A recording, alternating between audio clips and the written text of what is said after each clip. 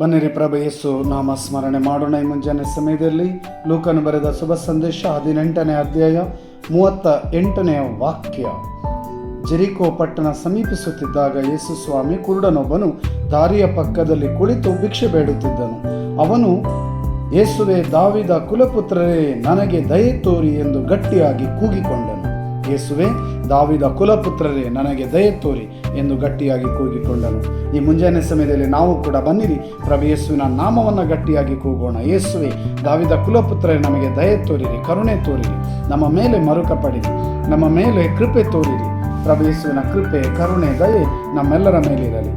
ಈ ದಿನವನ್ನು ಕೊಟ್ಟಿದ್ದಕ್ಕಾಗಿ, ಆರೋಗ್ಯ ಸೌಖ್ಯ ನೀಡಿದ್ದಕ್ಕಾಗಿ ಪ್ರಭು ಯೇಸು ನಾಮ ಸ್ಮರಣೆ ಮಾಡುತ್ತಾ, ಯೇಸುವನ್ನು ಆರಾಧಿಸುತ್ತಾ, ಸ್ತುತಿಸುತ್ತಾ ಪ್ರಭು ಕರುಣೆ ತೋರಿರಿ ಎಂದು ಕೇಳಿಕೊಳ್ಳೋಣ. ಎರಡು ಕರೆಗಳನ್ನು ಹೃದಯದ ಮೇಲೆ ಇಟ್ಟುಕೊಳ್ಳಿರಿ. ಯೇಸು ನಾಮ ಸ್ಮರಿಸೋಣ. Hallelujah, hallelujah, hallelujah. ಯೇಸುವೆ, ಯೇಸುವೆ, ಯೇಸುವೆ, ಹಾಲೆಲೂಯ, ಹಾಲೆಲೂಯ.